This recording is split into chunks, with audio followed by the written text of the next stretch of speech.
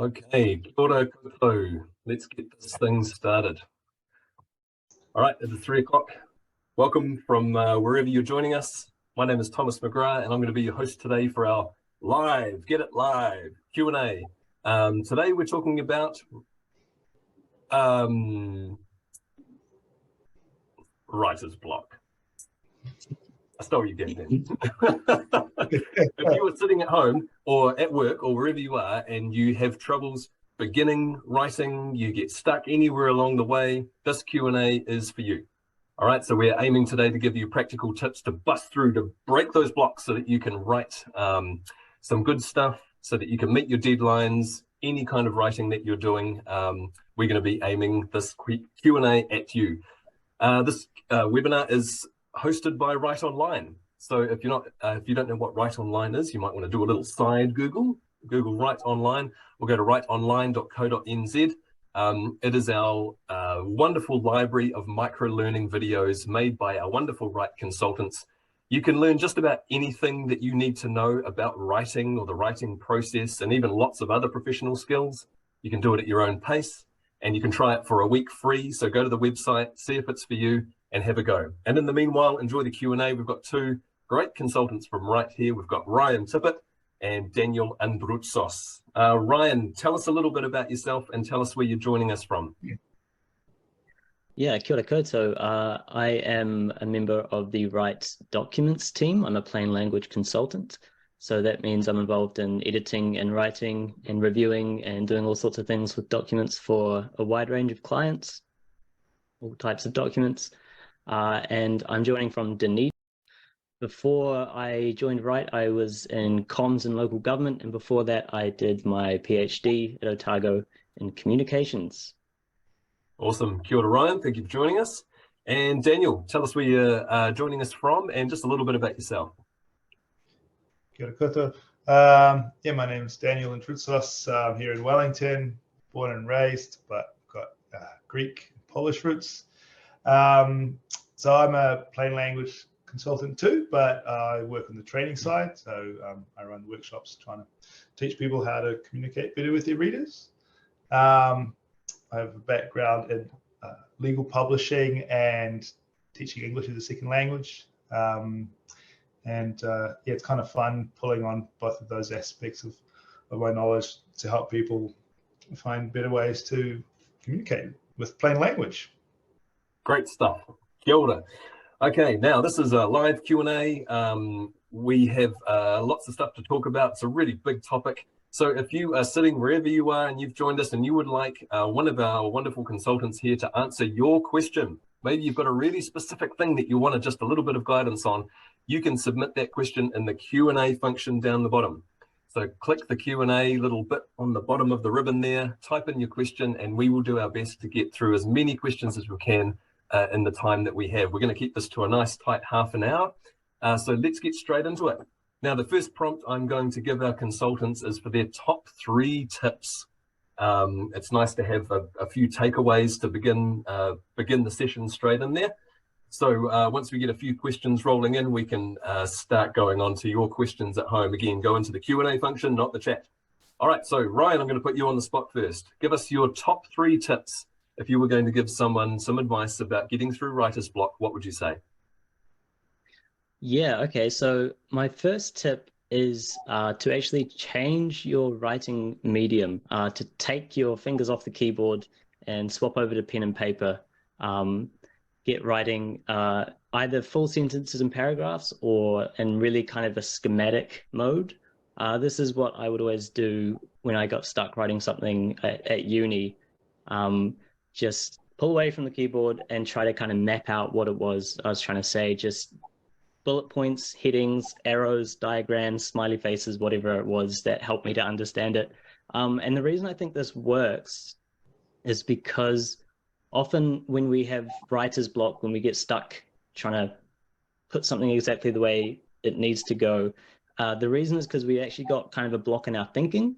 So it's almost kind of helpful in that way, because writer's block is like, it's a little signal to yourself that you need to maybe do a bit more thinking about what it is you're trying to write.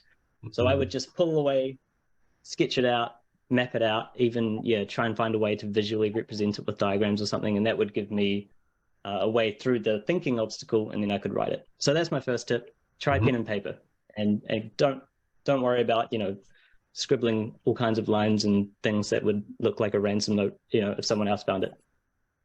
Second tip is to just write. That's probably not very helpful advice on the surface, but just to plow into it and get everything that you want written on the page to start with.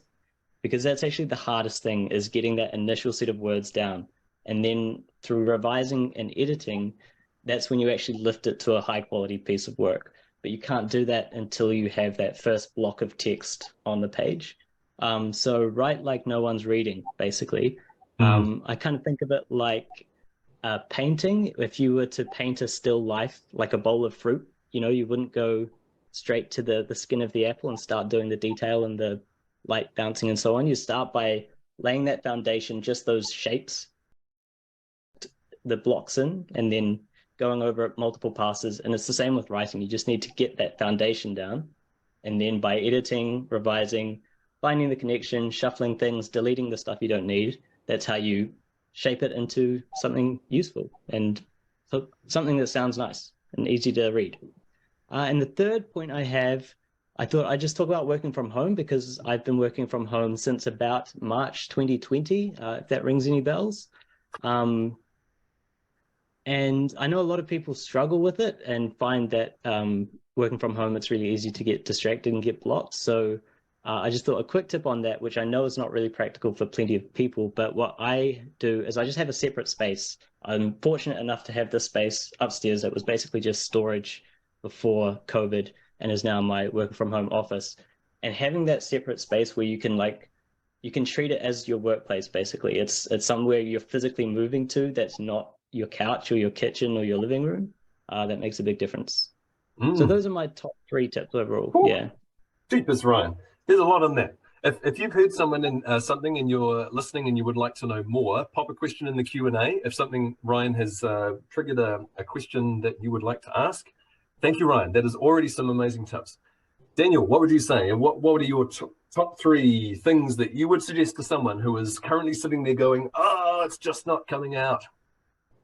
Well, it's a bit of a tough one because I've got 4 and I'm trying to battle for the 3rd place. But first I'm just going to piggyback on Ryan's ideas. So yeah, about changing the medium, my tip is talk to somebody. Like whenever I get stuck on a problem, or if I'm trying to write something and I don't know where to go, usually as soon as I start talking to somebody about it, or even myself, things start to loosen up. And some of it is just externalizing these things in your head. When you hear yourself speaking, sometimes it's as good as hearing somebody else say it. And it's always easy to criticize other people's ideas and figure out what they should be doing. So once you start doing that, it kind of becomes a little bit easier. So yeah, that's the medium I find it's most useful. Secondly, kind of what Ryan was saying about just writing, something that can help with it is it's a little technique that I think an author called Anne Lamott came up with in a book, Bird by Bird. It could be Lamott. I'm not very good at these French-looking things.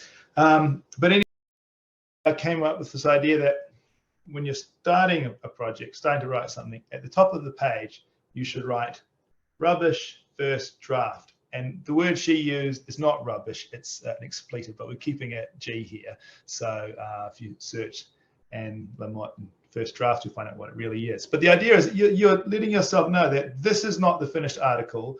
This is allowed to be not your best work because it's going to get improved. And we've got to take away some of that anxiety, because when we're in a playful state, we can start writing, we can play, we can come up with ideas. When we feel anxious and tense, that function doesn't work. So take the pressure away, say, okay, this is not going to be good. And it doesn't have to be good. And that can free you up a little bit. And third point kind of comes into changing state. I would say, procrastinate a little bit, a healthy amount. And I'm actually at least half serious. There's a really good TED talk called The Surprising Habits of Original Thinkers. and it was found that one of those key habits is that original thinkers do actually tend to procrastinate moderately, not chronically. And what that really means is the time that they spend not producing, they are spending researching or looking for other ideas or inspiration. So, constructive procrastination can still lead to excellent results and quickly once you're sorted.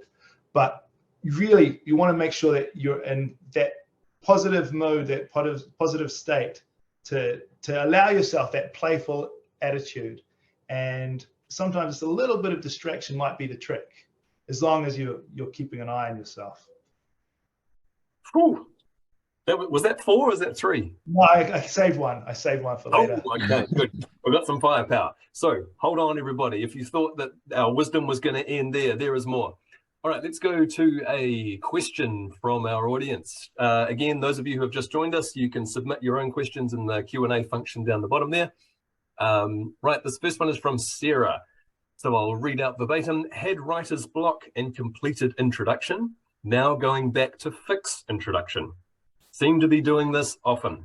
Would you suggest doing the introduction first or after the main part of your essay? I hope this makes sense. That's Sarah's language. So I guess there's a little question of what order do we do things in? Sometimes we want to summarize and get everything out. Sometimes we want to get into the detail. Is there any kind of process that you would suggest for Sarah to get past this, going back to the introduction again and again? Ryan or Daniel, any thoughts on that one? Yeah, I would say introductions and conclusions are so much easier to write after you've written the body of the essay or whatever it is you're writing, because very often they can just basically recapitulate those ideas, but in a kind of summary form. So if you've already gone to the trouble of explaining them in detail in the body of your essay or your report or whatever it is, then just summarizing them really quickly in the intro and the conclusion is so much easier to do. So it is definitely a legitimate approach to do those things last, after you've planned out and written the structure of the rest of it. Yeah. Nice one. Anything to add on that, Daniel? Yeah, I think the approach really depends on the individual, because some people are just kind of set up in a way that they respond really well to, having a few points to guide them and then building from that. For some people, it will be more natural to be like, okay, this is the purpose of what I'm writing, so I'm going to make it clear at the start. I'm going to start building from that, and I'll come back and I'll check to make sure that I'm staying on track. Whereas sometimes, this is the case where like starting has got all of these blocks around it, and if you allow yourself to skip that and get into the meat of it, then you start to see a picture of what you're actually doing, and then it can be easy to come back and do the intro later. So you've got to try both out and see what works, but one of those is surely going to be the trick. Nice. Okay, lovely. Thank you very much, Sarah, for your question. Let's go to another question. This is from anonymous attendee. Love your name. Would you use sticky notes and plaster them around working from home? Was it? I can. The answer is yes, absolutely. Sometimes I've been in the habit of getting a big A3 piece of paper and putting the post-it notes on there, and then I can fold it up and put it in my computer bag or whatever it is, to take away with me if I don't want to leave them on the wall. Any further tips on that idea of just kind of, maybe this is kind of piggybacking on that working from home idea, or you might be hot desking in an office. How can we use our environment or sticky notes or tools to get past some of those writer's block aspects? Does anything come to mind immediately, Daniel? Yeah, I just think I did use a sticky note technique recently when I was developing one of our new workshops, and it was helpful because I had all these ideas on the page, and it was really hard to see how they all kind of came together. And so once I got them all written up, I could kind of group them in different ways and start to see some shape forming from that. So I think it comes back to that medium thing. Anything that allows you to approach what you're doing from another angle, and it might be because you get to use your hands, seems to be helpful. Yep. Anything to add on that one, Ryan? Yeah, I've never been a sticky note guy myself. I have a pretty minimalist kind of desk setup, but I do have a whiteboard with everything I'm doing, and I always have a notebook that's like purely a scratch kind of notebook. Like I'm just taking notes on whatever, or doodling, or just reminders for myself. It's a bit of everything. It's not one task. There's hardly any like full sentences, but just anything for jotting down notes, having that handy. But yeah, post-it notes are great because you can rearrange them and, yeah, like Daniel said, put them in order. Lovely.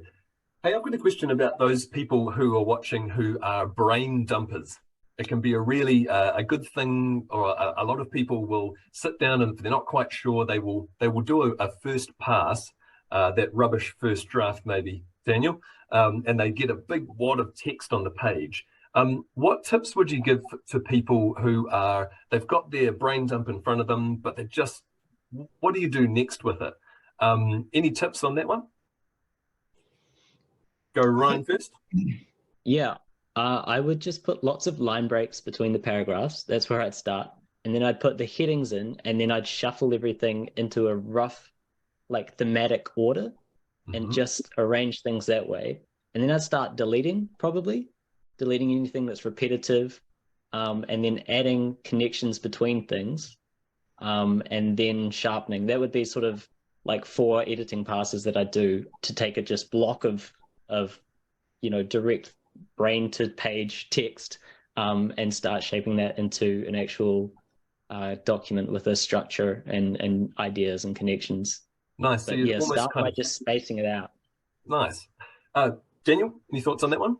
Yeah, I was going to go a step before that. So, sometimes we've got all this stuff in our head and we do just want to get it down on the page, and then often we can filter through and find the useful content. But I think we need to try to direct ourselves a little bit before that stage. So, for example, thinking about what the main purpose is that you're trying to achieve, what outcome you're looking for, what your readers are actually after, or what kind of questions they want answered. At least getting yourself in the headspace first before you dump. So that's kind of make it more likely that what you're dumping is more likely to be useful. Then the techniques that Ryan mentioned will be more beneficial, I think. Right. Yeah, that's actually very helpful, because often we're taking the point of view of ourselves as a writer, and thinking of what's important. Whereas if we take that point of view of what's going to be most important for our readers, that's a different angle to look at your material. Cool. Okay. Lovely stuff. Now here's a question from anonymous attendee again. Lovely with the questions. This one says, slightly off topic, I have some rather bloated process documents in my workplace. Any tips on how you would address this tactfully with the author? Was that bloated protest documents? Process. Ah, right. A tricky one. Any thoughts on that one, fellas? Anything come to mind? I'll let Danny start. Okay, so somebody's written these docs about process, not very clear, hard to follow. We're thinking about how to confront these things without hurting the person's feelings. I guess you could come back to them as a reader, couldn't you? And say, because sometimes it can be really tricky to give negative feedback on a piece of work or say something that isn't working. And sometimes we feel like we have to take that on personally and say, I don't like this. But one way of giving feedback really in a really constructive way can be, I don't think our readers will understand this. Or you can say, as a reader, I found it tricky to understand. And it takes a little bit of that personal side of it out in some ways. Yeah, I think that's where I was heading. Yeah, basically, it comes down to what are we trying to achieve here with this? This process should be usable and quickly. So maybe even rather than saying this thing is bloated and ugly, it might be with approaching him and saying, I'm just wondering if there are any ways that we could possibly make it easier for our users to get the key information they need from this. And see if you can encourage the person to come up with their own solutions, or at least prompt them in the direction that you're looking for. Nice. Okay. Lovely. Thank you again, anonymous attendee. Great questions today. Okay, this one's from Kristen. For those who are visual learners, are there other mediums that you have used other than typing, writing, or talking that you have found useful? I'm thinking applications for devices, for example. And again, hopefully that makes sense. So Ryan, at the start, you mentioned about maybe taking a more visual approach to your planning. We've talked a little bit about post-it notes. Are there any other programs, any other things that you might do that help you bust through that writer's block? Ryan, anything you want to say further to that first tip that you gave? Yeah, I can't say I know of any like apps or anything that would help you, but sort of expanding on the pen and paper thing, often what I would do, my PhD was really conceptual. There were all these French philosophers and these concepts and ideas and themes that we were trying to meld together. And so often to try and make sense of them for myself in a way that would then allow me to write about them, I would try to think of a visual representation of them. And so I would end up doing quite a lot of drawings. And they weren't, they weren't graphs, they weren't kind of word bubbles either. There was something in between. So I think that really does help, though, that visual learning kind of element. If you can try and draw a visual representation, something that stands in for the idea that you're trying to communicate. In terms of software or other solutions, I'm not sure exactly, but pen and paper is always there. Yeah. Mm-hmm. Old school, but sometimes that's the way. Anything to add on that one, Daniel? Yeah, I can't say I've got direct experience in approaching it visually, but something that I think about from every now and then is Andrew Huberman. I think he's a neuropsychologist at Stanford, and he reports on scientific findings, practical use. There's an effect called the cathedral effect, and it says that people are better at coming up with ideas or solving problems or thinking creatively in places with high ceilings. So outside, the ceiling's pretty high. So, well, it is a method to get away from all the written stuff. Maybe even just being in that kind of environment where you can be visually inspired or directed by what may be around you. That could be useful. Nice one. Fantastic. When you said the high ceiling, I first pictured like metaphorically a high ceiling, but it's literally a high ceiling. Yes. Yeah. Okay.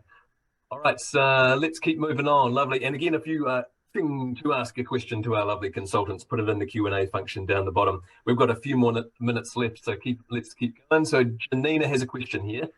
How do you collaborate with other writers and mash everyone's work together cohesively? That can be, we've definitely all been in those situations, right?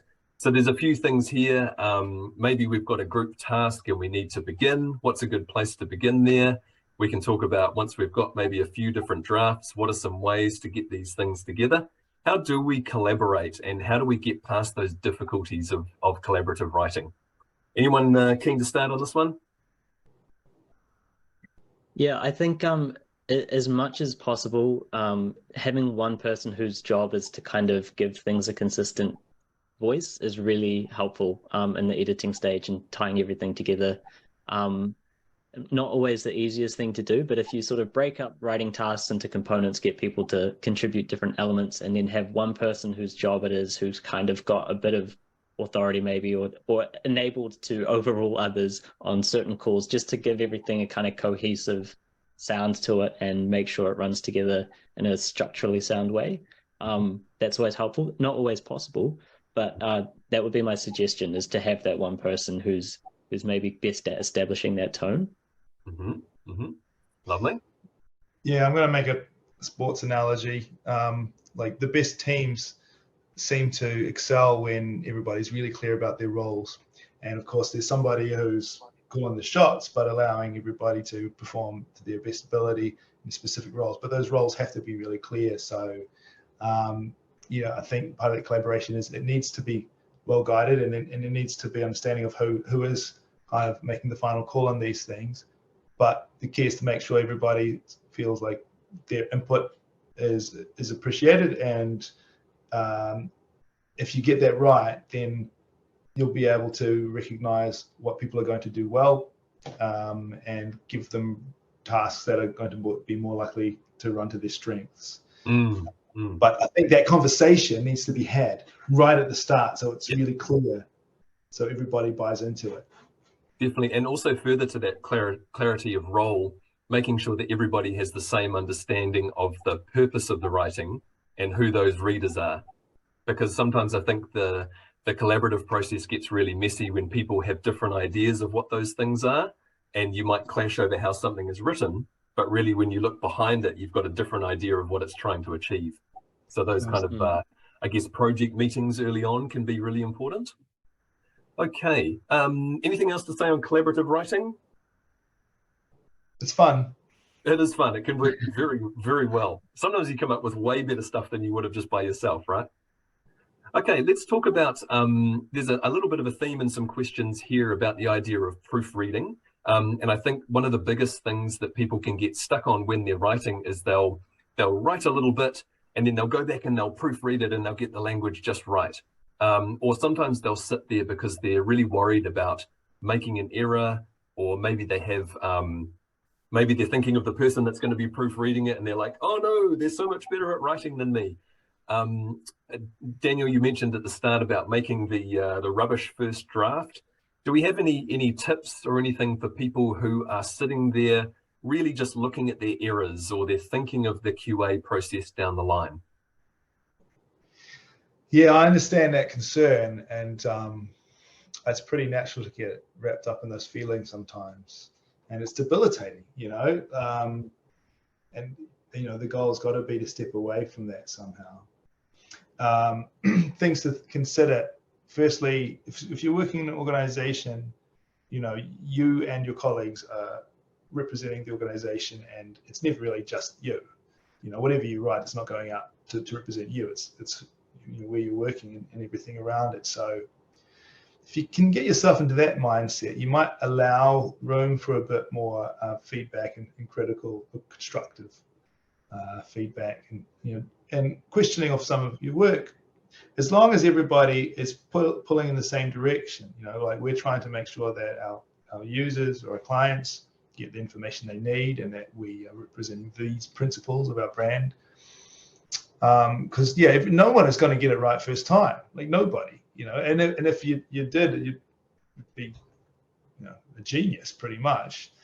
So you know, even the best writers need somebody to review things. We have to kind of allow for that in our mindset. And, you know, also that expectation has to come from the managers too. I mean, the managers have to be understanding that, yeah, my workers aren't going to get it right, but I want to see that they're trying to improve these certain things. And if there are areas where you feel like you are being questioned unfairly, that's definitely a point to make an arrangement, have a meeting, and just clear the air and discuss those things and say, look, I've seen these things are coming up as issues, and like, can you clarify with me why you think these things are important and these things need to change? And just have that conversation, and not by email. Yes. That creates its own writer's block, right? Yeah. Anything to add on that one, Ryan, about people when they sit there stuck thinking about they're too focused on making errors? Yeah, I just go back again to the kind of building it up process and layering it up, and that writing is always an iterative process. You're always coming back to it and reviewing and refining it, and identifying those errors, I think, comes through that process. So if you don't catch everything the first time, you'll catch it the second or third. And the personal thing that works for me, and this got me through uni with pretty decent grades, was always sleeping on a bit of text before I turned it in. So if you can give yourself a night to sleep on something before it has to go to the next stage, you viewing it with fresh eyes will always uncover a lot more errors than looking at it immediately after you've written it. So give yourself time to do that, and you'll spare yourself a lot of errors. Yeah. Right. And also that kind of knowing that you have that check built in almost frees you to be able to make a few more errors, knowing that you've got another hat to put on to catch them. But wearing both of those hats at the same time can be, it's not as fun as dancing like this, I'm sure. Okay, we've got 1 more minute left, and I want to finish on a potentially this is a bad idea, but we're going to talk about templates. This is prompted from a question from Dylan. Thank you, Dylan. What do you think about making a structure and then starting writing? So one of the things we talked about was doing a bit of a brain dump and then turning it into a structure. Sometimes this work is done for us by organizations have templates. What advice would you give to people who are either using templates and they're having a little bit of writer's block? Is there something that people can do?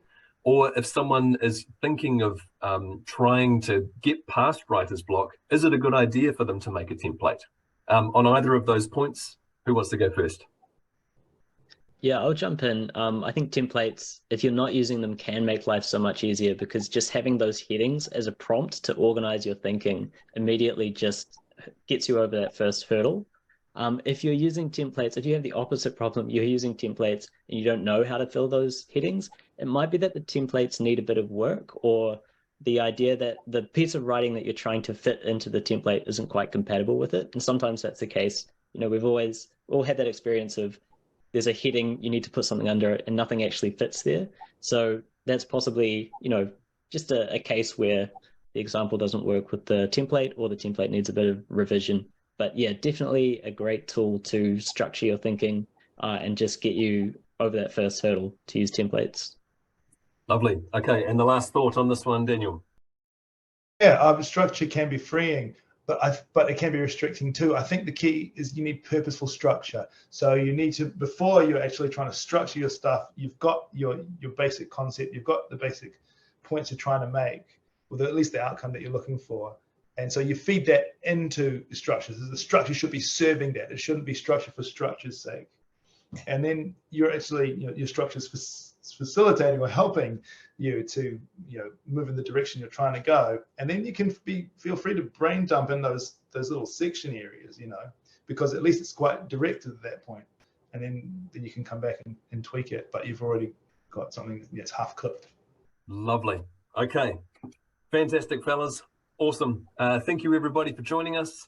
Again, this Q&A has been hosted by Write Online. So if you're interested about some of the wisdom that we have imparted you today, you can go to writeonline.co.nz and try it out for yourself. We have a whole bunch of videos that you can watch at your own pace and learn all sorts of different things about writing. So thank you very much, Ryan. Thank you very much, Daniel, for joining us. And good luck out there with your writing, everybody. Hopefully you can bust through that writer's block and make great gains on your writing. All right. All the best, everybody. Thank you.